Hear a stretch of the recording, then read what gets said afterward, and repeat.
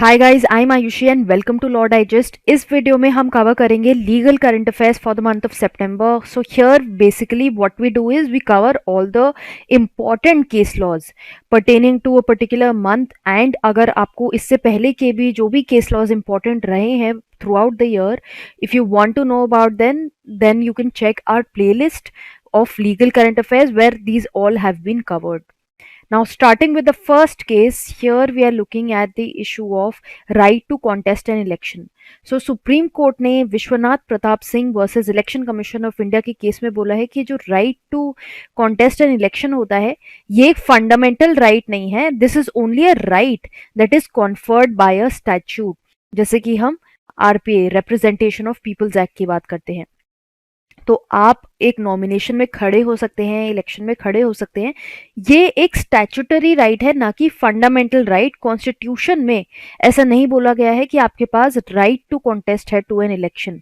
आप ये क्लेम नहीं कर सकते हो that you have a right to contest an election and that it's violates your fundamental right. If you want to file a nomination without any proposer, then it cannot be said that you have the right to contest the election, and if you're not being allowed to do so, then it is a violation of your fundamental right. It will go as per the statute. Then moving forward, state of Telangana versus B Subba Rayudu के case में supreme court ने बोला है that there is only one domicile. Domicile क्या है? Domicile है of the country. Domicile state का नहीं है, कंट्री का है.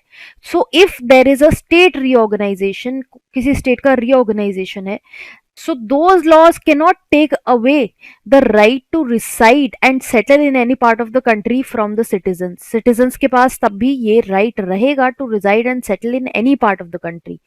The state reorganization laws cannot take away the same.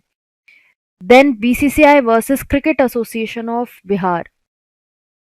इस केस में सुप्रीम कोर्ट ने अलाउ किया अमेंडमेंट्स जो बीसीसीआई ने प्रपोज की थी to the constitution to relax the mandatory cooling off period requirement. अगर बीसीसीआई का जो हेड है वो अपॉइंट किया जा रहा है, उसके लिए कूलिंग ऑफ पीरियड जो है वो 3 years का है. कि अगर एक बंदा बन चुका है as the president, then for the next presidentship there has to be a period of 3 years that should lapse. So here the Supreme Court has allowed to relax this cooling off period requirement of 3 years, and it will allow only at a particular level, that is either at a state association or BCCI.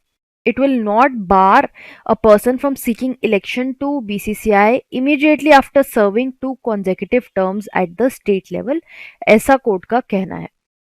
Then Trimurti fragrances versus government of NCT of Delhi के case में supreme court की constitution bench ने ये बोला है कि जो judgement larger bench की तरफ से आई है that will prevail irrespective of the number जो मेजोरिटी में है.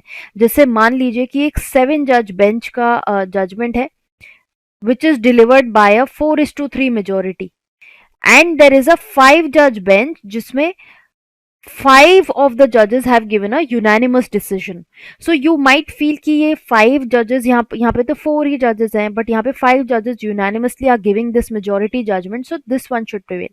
But the court has said कि irrespective of the number of judges that are constituting the majority, the judgment of the larger bench will prevail. So here 7 judge bench will prevail over the 5 judge bench. Then state of Haryana versus Anand Kindoo के case में क्या हुआ? Supreme court ने ये बोला है कि जो फिक्स टर्म सेंटेंसेस होती हैं, जैसे कुछ ऐसे केसेस होते हैं जहां पर considering the age of the accused, intention देखते हुए, रिफॉर्मेशन की पॉसिबिलिटीज देखते हुए कैपिटल पनिशमेंट को कम्यूट कर दिया जाता है. अब वो कम्यूट कर दिया गया है मान लीजिए टू 14 years.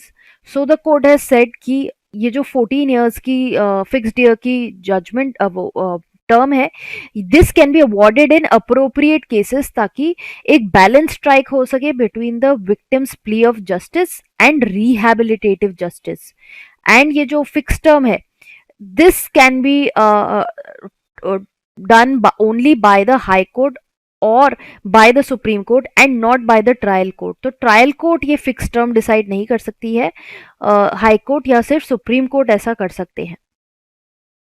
देन फाइनली जो केस मैंने काफ़ी बार डिस्कस किया है आपसे, पहले भी ये डिस्कस कर चुकी हूँ मैं in YouTube shorts, X versus principal secretary health and family welfare government department. यहाँ पे बेसिकली कोर्ट ने बोला कि जो फीमेल्स जो हैं who are probably unmarried and they want to terminate the pregnancy जो 20 to 24 वीक्स के बीच में आ रही है out of a consensual relationship, so these people will be included because if you know the circumstances are such कि जो rule 3B(a) में आते हैं, जैसे कि partner has denied to accepting the child, the woman is unmarried, so she can claim that termination of pregnancy between this time period, although naturally time period होता है up to 20 weeks, but ये time period special circumstances में grant किया जाता है।